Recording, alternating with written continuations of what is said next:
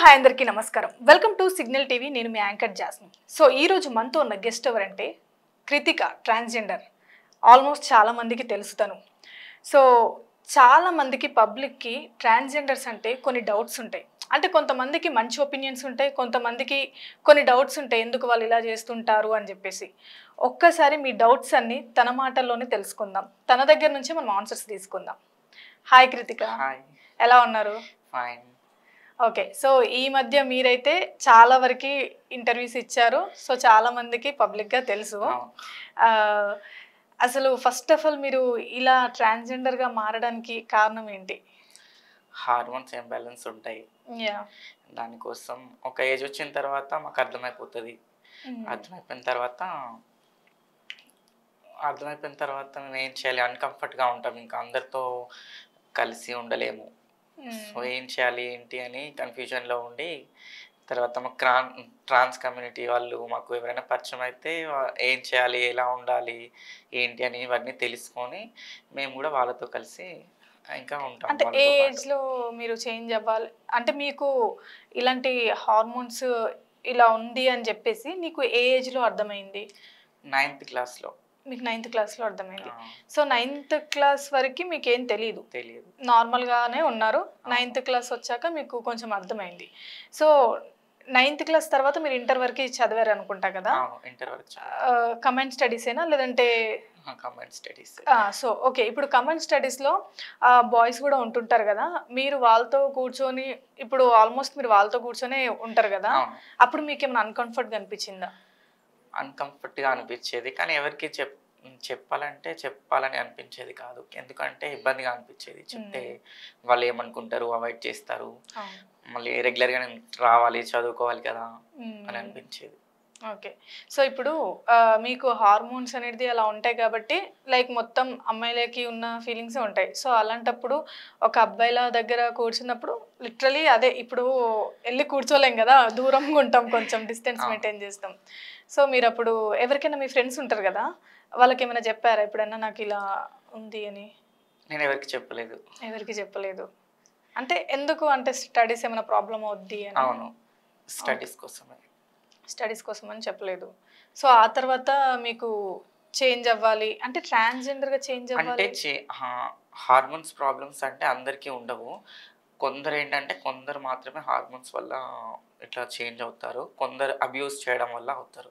Abuse అంటే ఎవరైనా ఇప్పుడు జెంట్స్ ఉంటారు కదా, వాళ్ళు అంటే ఒక ఏజ్ వచ్చి నేనేంటి అని వాళ్ళు మెచ్యూర్ అవ్వకముందే వాళ్ళని ఎవరైనా అబ్యూస్ చేశారనుకో, లైక్ జెంట్స్ ఏమైనా వాళ్ళు అబ్యూస్ అంటే ఇంకా వేరేలాగా వాళ్ళని టచ్ చేయడం, వాళ్ళతో మిస్బిహేవ్ చేయడం, ఒక అబ్బాయిని ఇంకో అబ్బాయి, అట్లాంటి వాటి వల్ల కూడా కొందరు చేంజ్ అవుతారు. ఇంకా హార్మోన్స్ వాటికవే చేంజ్ అయిపోతాయి.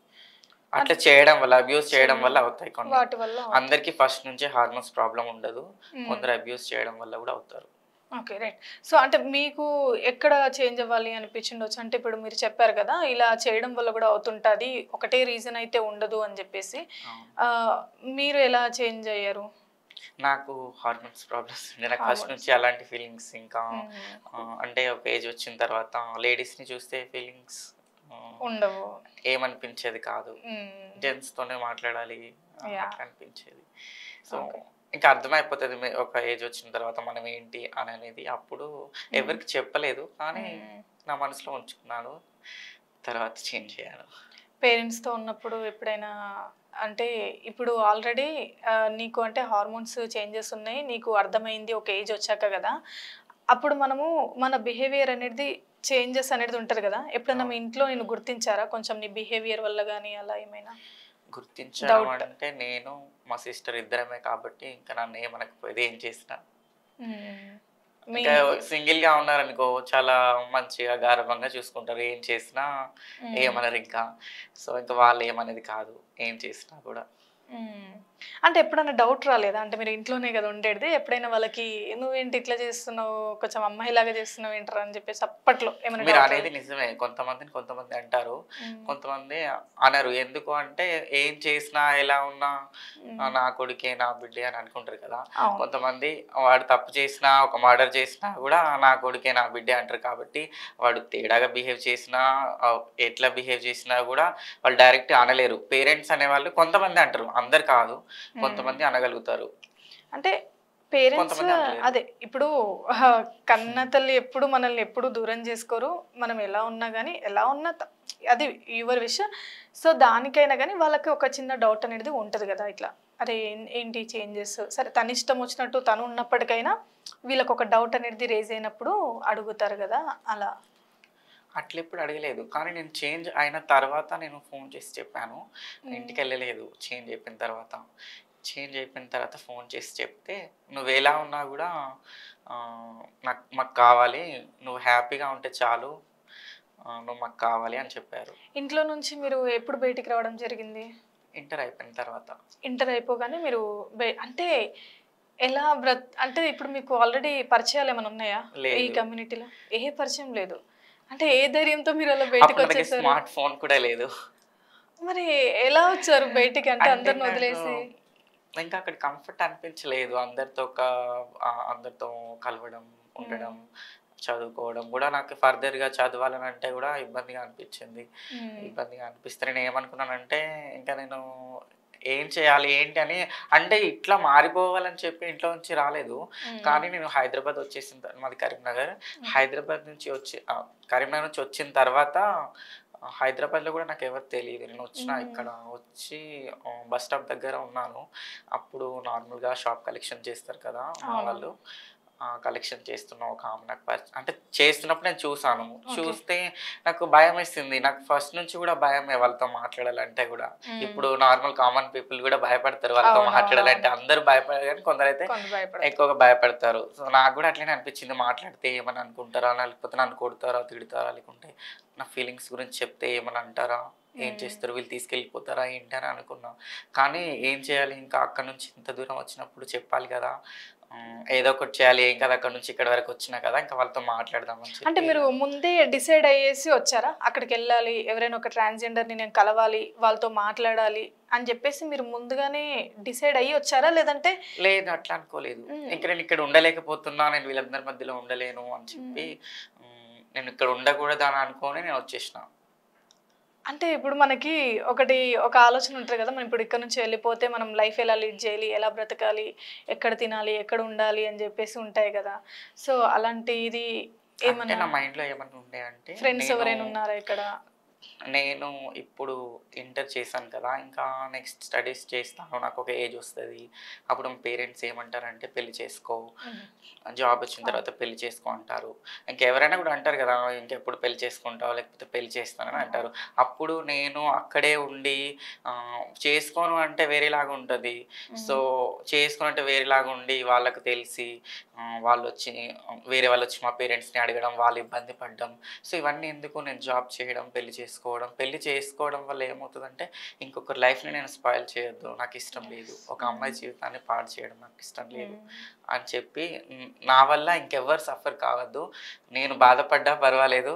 నేను హ్మ్. కష్టపడ్డా పర్వాలేదు. నాకేమైనా పర్వాలేదు కానీ, నా వల్ల ఎవరు ఇబ్బంది పడకూడదు. మా పేరెంట్స్ కానీ, ఇంకొక అమ్మాయి గాని నా లైఫ్‌లోకొచ్చి హ్మ్. అని చెప్పి నేను వచ్చేసానన్నట్టు. ఆ రీజన్‌తో నేనొచ్చేసిన. ఇక్కడికొచ్చిన తర్వాత వీళ్ళు పరిచయమయ్యి, అప్పుడు నేను ట్రాన్స్ కమ్యూనిటీలోకొచ్చాను. ఓకే. సో, అప్పుడు మీరు అక్కడున్న ట్రాన్స్‌జెండర్స్‌ని కలవడం జరిగింది గదా! హ్మ్. వాళ్ళు ఏమన్నారు? వాళ్ళు చాలా లవేబుల్‌గా ఇప్పుడు మేమైనా గూడా చాలా లవేబుల్‌గా మాట్లాడతాం మాతోని. ఎవరైనా మాట్లాడితే హ్మ్. ఎవరైనా మంచిగా మాట్లాడితే ఖచ్చితంగా వాళ్ళతోని మేము యాక్షన్‌కే రియాక్షన్ ఉంటది గానీ, హ్మ్. మంచిగా మాట్లాడుతాం ఎవరితోనైనా. హ్మ్. సో, సో నేను మాట్లాడగానే తను గూడా నాకు ఇట్లాంటి ఫీలింగ్స్ ఉన్నాయి అది ఇది అంటే, సరే నాతోని రా మా ఇంటికి తీసుకెళ్తానని చెప్పింది. హ్మ్. అంటే ఇప్పుడు ట్రాన్స్‌జెండర్‌గా చేంజ్ అవ్వాలంటే చాలామంది అయ్యారు గదా! ఆహ్, మనకి దానికి చాలా బడ్జెట్ అవుతది. హ్మ్. ఆహ్, ఎంత అయితది అసలు ఎంత అయ్యుండొచ్చు? అంటే అందరికి ఒక డౌట్ ఉంటుంది. ఇప్పుడు చాలా కొన్ని ఉంటాయి కదా, కొన్ని పర్మనెంట్ మేకప్ అని ఇట్లాంటివి కొన్ని ఉంటాయి కదా, అట్లాంటప్పుడు వాళ్ళు అవి చేయించుకోవాలన్నప్పుడు అమౌంట్ ఎక్కువ ఉంటుంది. అంటే జస్ట్ ఒక పర్మనెంట్ మేకప్ చేయించుకోవడానికి లేదా ఒక చిన్న పర్మనెంట్ హైబ్రోస్ చేయించుకోవడానికి ఇంత కాస్ట్ ఉంటుంది కదా బయట. మరి మీరు మొత్తం ఓవరాల్ హార్మోన్స్ చేంజ్ చేయించుకోవడానికి ఎంత కాస్ట్ అయి ఉండొచ్చు అని చెప్పేసి ఒక డౌట్ అనేది అందరికి ఉంటుంది. సో దాని గురించి అంటే ఎంత అన్ని కలిపి 10 lakhs అవుతాయి. 10 lakhs? My God, 10 lakhs? ఒక సర్జరీకే కాకుండా ఇంకా ప్యూర్గా అన్నీ మార్చుకోవాలి, మొత్తం అమ్మాయిలా అయిపోవాలి, మొత్తం ఓవరాల్ గా అయితే ట్రాన్స్ ఉమెన్ కావాలి, మొత్తం లేసి తిరగాలి అంటే సర్జరీ అయి ఉండి మొత్తం అంతా తిరిగే వరకు ఒక 10 lakhs అవుతాయి. మీకు ఎంత ఉండొచ్చు? నాకు కూడా అంతే. 10 lakhs? Oh my god.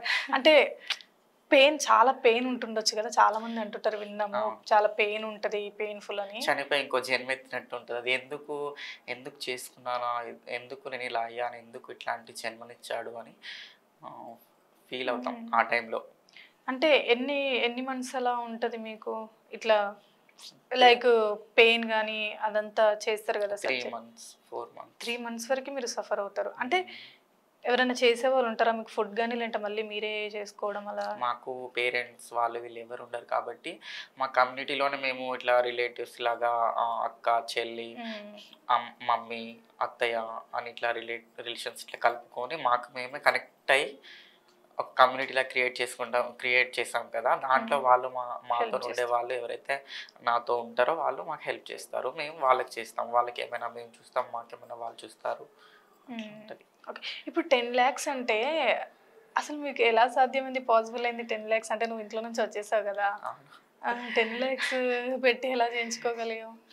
అంటే మేము సేవింగ్స్ చేసుకుంటాము. ఫస్ట్ బెగ్గింగ్ చేస్తాము, షాప్ కలెక్షన్ కానీ సిగ్నల్స్ దగ్గర అడుగుతాం కదా, అట్లా చేసి లేకపోతే గృహ ప్రవేశాలకు వెళ్తాము, హౌస్ వార్మింగ్స్కి, అక్కడ ఇక్కడ చేసి ఏ సర్జరీ అమౌంట్ ఏదైతే ఉంటుందో అది ఎప్పుడైతే ఫుల్ఫిల్ అవుతుందో సేవింగ్స్లో అప్పుడు వెళ్ళి మేము చేసుకుంటాము. ఓకే. సో మీరు ఇక్కడికి వచ్చాక ఫస్ట్ అక్కడ వెళ్ళి కమ్యూనిటీతో కలిసి మీరు మాట్లాడి అందులోకి వెళ్ళాక మీరు ఫస్ట్ బెగ్గింగ్ చేసి మీకు ఆ మనీ సంపాదించుకున్నాక అప్పుడు మీరు ఇలా ట్రాన్స్ఫర్ అయ్యారు. ఓకే. సో ఇంకొక డౌట్ ఉంటుంది అందరికీ, ఇలా వెళ్ళి ఇలా క్లాప్స్ కొడుతూ ఉంటారు కదా, అసలు ఎందుకు అలా కొడతారు? నార్మల్గా అడిగిన అయిపోద్ది కదా, ఎందుకు అలా కొట్టి ఎందుకు అడగాలి అని చెప్పేసి?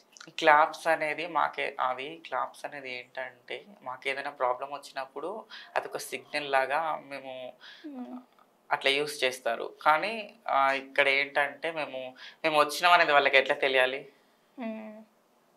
ఓకే. తాళి ఎందుకు కొడతామని అంటే మేము వచ్చినామని తెలియడానికి, లేకపోతే మాకు ఏదైనా ప్రాబ్లం వచ్చింది అనుకో, మా వాళ్ళు ఎక్కడున్నా మాకు ప్రాబ్లం వచ్చి వాళ్ళు ఎవరైనా కానీ మా వాళ్ళు నాకు తెలిసిన వాళ్ళైనా తెలియని వాళ్ళైనా కూడా మేము తాళి కొట్టామంటే అక్కడ ఏదో ప్రాబ్లం వచ్చింది, లేకుంటే మా వాళ్ళు నన్ను పిలుస్తున్నారు అని చెప్పి రెస్పాండ్ అవుతారు. అంటే ఇప్పుడు అందులో ఏమైనా డిఫరెంట్ ఉంటుందా? ఇప్పుడు మనం పైసలు అడుగుతున్నప్పుడు కొడుతుంటాము, ఎక్కడికైనా వెళ్ళినప్పుడు, మళ్ళీ మీకు ప్రాబ్లం వచ్చింది అన్నప్పుడు కూడా ప్రాబ్లం కోసమే అని చెప్పినా కదా. అంటే మనీ అడగాలంటే మాకు ప్రాబ్లం ఉంది కాబట్టి వెళ్ళి అడుగుతున్నాం కదా. అప్పుడు మనీ అడిగేటప్పుడు కొడతారు ఖచ్చితంగా షాప్ దగ్గరికి వెళ్ళినప్పుడు. మళ్ళీ ఇప్పుడు ప్రాబ్లం వచ్చింది అని చెప్పేసి ఎట్లా తెలుస్తుంది? మళ్ళీ అప్పుడు కూడా ఏమైనా డిఫరెన్సెస్ ఉంటాయా? అంటే మాకేంటంటే ఒకరు ట్రాన్స్ ఎక్కడైనా ఉన్నారనుకో, అక్కడ తాళి కొడుతున్నారు అంటే అక్కడ ఏదో అయ్యింది, ఏమవుతుందో అని చెప్పి మేము చూస్తాం అన్నట్టు. ఖచ్చితంగా తాళి వినిపించింది అంటే ఖచ్చితంగా మేము వెనక్కి చూస్తాము. ఓకే. ఇప్పుడు నార్మల్గా అయితే ఏదైనా ఎక్కడైనా ఏదైనా ఇష్యూ జరిగిందనుకో, ఏం జరిగింది అని కనుక్కుంటాము. మీ విషయంకి వచ్చేసరికి చాలా మంది ఏమంటారంటే కొంచెం రౌడీజం చేస్తుంటారు అని భయపడిపోతారు చాలా మంది. ఎందుకంటే అమ్మో వాళ్ళతో పెట్టుకోవద్దు, వాళ్ళు చాలా డేంజరు అని చెప్పేసి భయపడతారు. జస్ట్ మీరు మాట్లాడినా కానీ దూరం వెళ్ళిపోతారు భయపడి. అంటే ఇప్పుడు వాళ్ళు ఏదైనా ప్రాబ్లం వచ్చింది అని ఇట్లా కొట్టంగానే మీరు వెళ్ళిపోయి అంటే కనుక్కుంటారా ఏం జరిగింది ఏంది అని చెప్పేసి, లేదంటే తప్పు ఎవరిదున్నా కానీ ఎదుటివాడిని బాధేస్తారా? అట్లా ఏముండదు, యాక్షన్కే రియాక్షన్ ఉంటుంది. మేమనే కాదు ఎవరైనా అంతే కదా, యాక్షన్కే రియాక్షన్ ఉంటుంది. ఎదుటి వాళ్ళు ఏమనక ముందే ఎవరైనా కొడతారా, తిడతారా? అందులో వాళ్ళు మమ్మల్ని వేరేగా చూస్తారు, వేరేలా మాట్లాడతారు. ఎవరు కొంతమంది మాత్రమే మాతో మంచిగా మాట్లాడతారు. హ్మ్. కొంతమంది ఏంటంటే వాళ్ళే ర్యాష్‌గా మాట్లాడతారు. వాళ్ళే పిచ్చి పిచ్చిగా ఏమంటారంటే ఇప్పుడు నేను చెప్పాను కదా! హ్మ్. మనీ సేవింగ్స్ చేసుకున్న తర్వాత మేము హ్మ్. సర్జరీ చేసుకుంటామని. అవును. అయితే వాళ్ళు బాయ్స్ ఏమంటారంటే నువ్వు ఒరిజినలా? కాదా? లేకపోతే ఇదేంటి? అదేంటి? నీకు అదుందా? ఇదుందా? హ్మ్. ఇట్లా పిచ్చి పిచ్చి క్వెషన్స్ చేస్తారన్నట్టు హ్మ్. వాళ్ళు. హ్మ్. మీరెందుకొస్తారు? మీకెందుకివ్వాలి? ఇట్లాంటియి అంటారు. అట్లాంటి పిచ్చి పిచ్చి నీకు ఇవ్వాలనిపిస్తే ఇవ్వు, లేకపోతే లేదు. అంతేకానీ ఎందుకు ఈ విధంగా అప్పుడు కోపమొస్తది. ఎందుకంటే అవును. మేమెళ్ళింది వాడిస్తేనే మేము తీసుకుంటాము. హ్మ్. లేకపోతే లేదు. అట్లాంటి పిచ్చి పిచ్చివి మాట్లాడాడనుకో కోపమొస్తది. డబ్బులు ఇవ్వకపోయినా మేము బ్లెస్సింగ్స్ ఇస్తాము. సరే హ్మ్. ఈ రోజు కాకపోతే నీ దగ్గరున్నప్పుడో, నీకు ఇవ్వాలనిపించినప్పుడో ఇవ్వు. నువ్వు మీ ఫ్యామిలీ బాగుండాలి, చల్లగా ఉండాలని దీవిస్తాము. మేము ఆ విధంగా ఆలోచిస్తే వాళ్ళు పిచ్చి పిచ్చిగా మాట్లాడతారు ఫస్టు. అలా హ్మ్. యాక్షన్‌కే మా రియాక్షన్ ఉంటది. కానీ హ్మ్. ఎవరినో కొట్టాలి, ఎవరినో తిట్టాలంటే మేమే ఒకరి మీద ఆధారపడి అంటే మేము రోడ్ మీదకెళ్ళి, రోడ్ హ్మ్. సైడ్‌కెళ్ళి అవును. షాప్స్‌నో లేకుంటే ఎక్కడో వాళ్ళని అడగడానికి మేము వెళ్తాము. బెగ్గింగ్ హ్మ్. చేసుకుంటాం కాబట్టి వాడితోని మంచిగా మాట్లాడితేనే వాడికి రెస్పెక్ట్ ఇచ్చి రిక్వెస్ట్ మేనర్స్‌లో అడిగితేనే మాకిస్తాడు అనే థాట్‌లో మేము వెళ్తాము. హ్మ్. వాడేదో మాట్లాడితే మాకు కోపమొస్తదింకా. హ్మ్. ఓకే. సో, అది రియల్ హెయిరా? అంటే నాకు అప్పటి నుంచి డౌట్ వచ్చింది చూడు. అవును. రియల్ హెయిరా? మీరు నిజంగా చాలా క్యూట్‌గా ఉన్నారు చూడ్డానికి. మీకంటేనా? నిజంగా చాలా క్యూట్‌గా ఉన్నారు. నాదేముంది చెప్పు. చాలా క్యూట్‌గా ఉన్నారు. అండ్ వన్ థింగ్ ఇప్పుడు మీరు చాలా క్లారిటీగా చెప్పారు అన్నీ. సో, మీకు ఇంతకుముందు బిఫోర్ ఏమన్నా ఎవరినైనా ప్రేమించారా? అంటే మీరు ట్రాన్స్‌గా మారినప్పుడు స్కూల్‌లో గాని, ఇంటర్మీడియేట్ వరకు మీరు చదివారు గదా! అప్పుడు ఎవరినైనా లవ్ చేయడం జరిగిందా? అప్పుడు నేను ఎవరిని లవ్ చేయలేదు. ఓకే. నాకు నచ్చలేదు అంటే అట్లా చెయ్యాలని అనుకోలేదు. నా వల్ల ఎవరిని ఇబ్బంది పెట్టొద్దు. నేనే ఇబ్బంది పడొద్దు అని అనుకున్నాను. నీకు నువ్వే డిసైడ్ ఆ! అయిపోయావు. ఓకే. నీకేమైనా ప్రపోజల్స్ వచ్చాయా? అంతకుముందా? ఇప్పుడా? అంతకుముందు అంతకుముందు ఏం లేదు. బిఫోర్ తర్వాత ఆఫ్టర్? ఆఫ్టర్ అంటే నేను సర్జరీ చేసుకున్న తర్వాత నాకు ప్రపోజల్ వచ్చింది. ఇంత క్యూట్‌గా ఉన్నావు. ఎందుకు రావు చెప్పు? చాలా మంది చేశారు. కానీ నేను ఎవరికీ కనెక్ట్ కాలేదు. ఒక అబ్బాయికే కనెక్ట్ అయ్యాను. ఆహా! అవును. మరి ఈరోజు ఇంటర్వ్యూకి తీసుకురావచ్చుగా. నెక్స్ట్ ఇంటర్వ్యూలో తీసుకొస్తారా? So, love okay. చేస్తాను కానీ పెళ్లి చేసుకోను. లవ్ చేస్తున్నావు. కానీ పెళ్లి చేసుకోవు. ఎందుకు చేసుకోను. మరి? ఎందుకు అంటే నేనిట్లా ట్రాన్స్ వుమెన్‌గా మారిపోయినప్పుడు నన్ను అందరూ వేరుగా చూస్తారు. హ్మ్. సమాజంలో వేరుగా చూస్తారు. సో, నన్ను చేసుకుంటే అతన్ని గూడా అంటే ఒక ట్రాన్స్ వుమెన్‌ని చేసుకున్నాడు ఆ అని నేమ్ కొంచెం అనేది వేరేగా ఉంటది. చూస్తారు తనని. హ్మ్. సో, నా వల్ల తనకు అట్లా తన లైఫ్ వేరేగా అందరి నుంచి వేరవ్వడం నాకిష్టం లేదు. కొందరు పేరెంట్స్ ఒప్పుకుంటారు, కొందరు ఒప్పుకోరు. అవును. మళ్ళీ తర్వాత నన్ను పెళ్లి చేసుకుంటే నాకు పిల్లలు పుట్టరు. అవును. పిల్లలు పుట్టారు. మళ్ళీ తనకు ఒక కంప్లీట్ లైఫ్ అనేది ఉండదు. లైక్ హ్మ్. పేరెంట్స్, పిల్లలు ఇంకా అన్నీ ఉండవు కదా తనకి. నేను మాత్రమే ఉంటా తన లైఫ్‌లో. ఇంకెవరు ఉండరు. హ్మ్. కానీ చాలా గ్రేట్ తెలుసా మీరు. ఎందుకంటే ఇలా ఆలోచించే వాళ్ళు చాలా తక్కువ. ఎందుకంటే ఎవరైనా వాళ్ళ స్వార్థం చూసుకుంటారు గానీ, ఇలా ఎదుటి మనిషి గురించి ఆలోచించే వాళ్ళు చాలా తక్కువ. సో, మీరు మీకేదైతే ఫీలింగ్స్ ఉన్నాయో, మీ హార్మోన్స్ ఏదైతే ఉన్నాయో, అది నీతోనో పెట్టుకొని నీ లైఫ్ నువ్వు లీడ్ చేస్తున్నావు. ఎదుటి వాళ్ళని ఇబ్బంది పెట్టాలి అని నువ్వు అనుకోవట్లేవు. వాళ్ళ గురించి కూడా ఆలోచిస్తున్నావు అంటే చాలా గ్రేట్ అసలు మీరు. సో, ఎప్పుడైనా తను అనలేదా? అంటే నేను పెళ్లి చేసుకుంటాను అన్న వర్డ్ ఏమైనా అన్నారా? లేదంటే ఇద్దరి మధ్య ఒక మ్యూచువల్ అండర్‌స్టాండింగ్‌తో వెళ్ళిపోతున్నారా? అంటాడు తను పెళ్లి చేసుకుంటాననే అంటాడు ఎప్పటికి కూడా. ఆ! కానీ అందరిలా ఉండాలంటే నార్మలే. కానీ డిఫరెంట్‌గా ఉండాలంటేనే ధైర్యం కావాలి. హ్మ్. చచ్చిపోయిన చేపలు వాటర్ ఏ డైరెక్షన్‌లో ఎళ్తే ఆ డైరెక్షన్‌లో ఎళ్తాయి అవి. కానీ బ్రతికిన చేపలే వాటర్ ఇట్లెళ్తే అవి ఇట్లెళ్తాయి. ఓకే. అంటే మీరు చెప్పారా? తను చెప్పాడా? ఇట్లా మనము ఉన్నన్ని రోజులు హ్యాపీగా ఉందాము ఇలా. మ్యారేజ్ అయితే వద్దులే అని చెప్పేసి తను తనన్నారు. చెప్పలే. తను ఇప్పటికి నాతోనుంటాడు. హ్మ్. రిలేషన్‌షిప్‌లో ఉన్నాము. నేను చెప్తున్నా తనకి నేను పెళ్లి చేసుకోను. నువ్వు వేరే అమ్మాయిని చేసుకో. హ్మ్. నీకు పెళ్ళైనా, నీకు పిల్లలు పుట్టినా, నీకేం కావాలన్నా నేను చేస్తాను. నీ పిల్లల కోసమైనా, నీ కోసం, నీ వైఫ్ కోసం, నీ ఫ్యామిలీ కోసం నేను ఏదైనా చేస్తాను.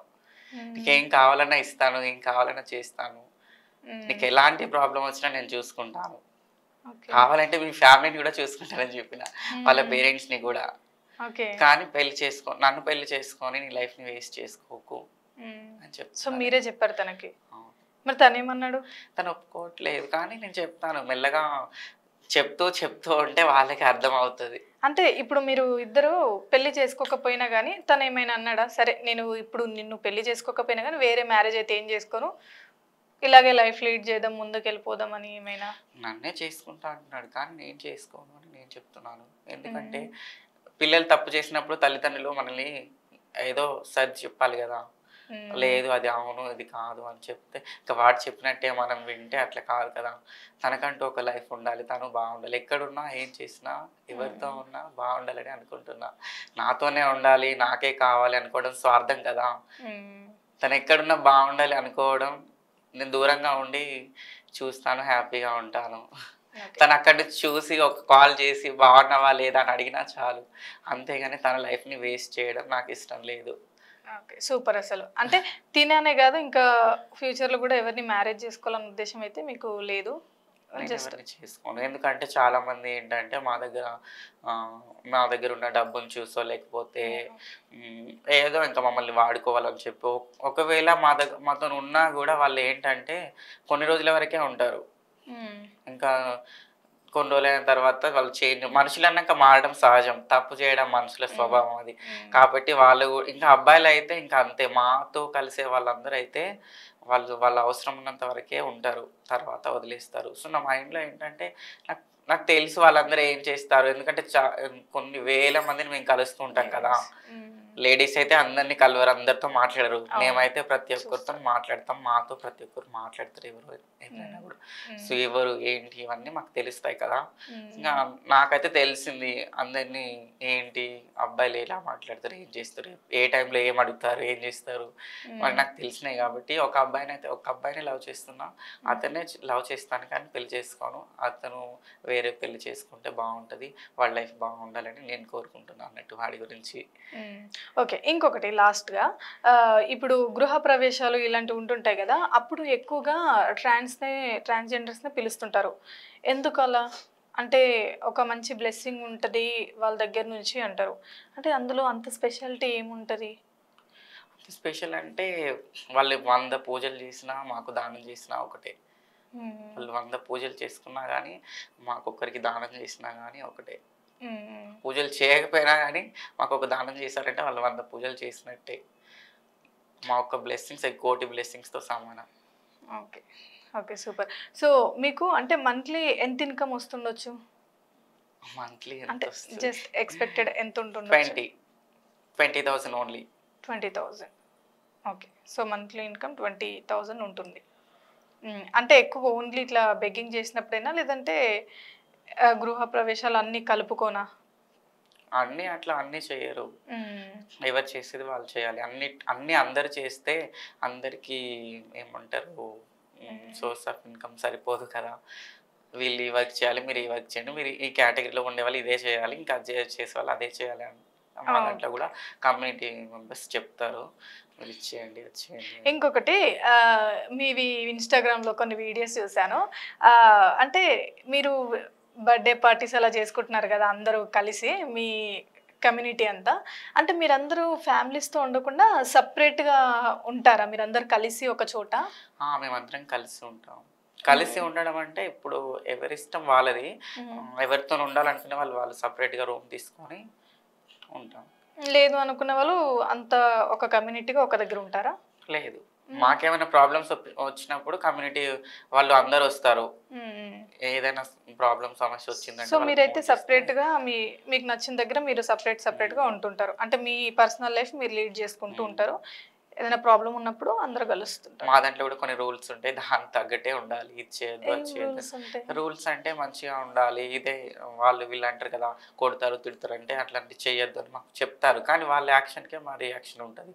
అవే రూల్స్ ఉంటాయి, మంచిగా డ్రెస్ వేసుకోవాలి, పద్ధతిగా ఉండాలి, ఇవన్నీ చెప్తారు మాకు. ఏ పద్ధతి కాదు, మీ దాంట్లో వెస్టర్న్ కూడా వేసుకుంటారు కదా మంచిగా. అంటే వాళ్ళు ఉంటారు. అది కాదు, అంటే బెగ్గింగ్కి వెళ్ళినప్పుడు కానీ గృహ ప్రవేశాలకు వెళ్ళినప్పుడు కానీ ఇట్లాంటి వాటికి రూల్స్ చెప్తారు మాకు. నార్మల్గా నువ్వు మాకు ఇష్టమైనప్పుడు ఎటైనా తిరగడానికి వెళ్ళినప్పుడు మాకు ఇష్టం ఉన్నట్టు మేము వేసుకోవచ్చు. కానీ బెగ్గింగ్ టైంలో, గృహ ప్రవేశాల టైంలో, కలెక్షన్ టైంలో మాత్రం పద్ధతిగా వెళ్ళాలని చెప్తారు మాకు. అది రూల్స్ బ్రేక్ చేస్తే బాగుండదు ఇంకా. అసలు మీరు అందరూ ఎట్లా తెలుసా, మమ్మల్ని డామినేట్ చేసేస్తున్నారు మీరు అందరూ తెలుసా. ఎందుకంటే మీలో సగం అందమైన నాకు లేదు. అంత లేదు, నిజం తెలుసా ఎంత క్యూట్గా ఉంటారు తెలుసా మీరు? మేమే చూసినప్పుడు నార్మల్గా వీడియోస్లలో చూస్తుంటాం కదా, అరే ఎంత క్యూట్గా ఉన్నారు అనుకుంటాం. మా యాంకర్స్ కానీ అందరూ అంటే చాలా మాకంటే చాలా బాగుంటారు మీరు. లైక్ ఇలా అంటే చాలా పెయిన్ కూడా అనుభవించారనుకో. బట్ చాలా అంటే మీరు రెడీ అయ్యేది కానీ ఇప్పుడు మేము ఉన్నామనుకో అన్నట్టు ఉంటుంది. మీరు ఆ రెడీ అయ్యే విధానం కానీ ఇప్పుడు ఏ స్కిన్ టోన్కి ఏ మేకప్ వేయాలి, ఎలా వేసుకోవాలి అంటే పర్ఫెక్షన్ ఉంటుంది దానికి కూడా చాలా బాగా. So thank you so much for giving this interview. చాలా బాగా ప్రతి ఒక్క డౌట్ అనేది ఆడియన్స్కి క్లియర్ చేశారు. So thank you Krittika.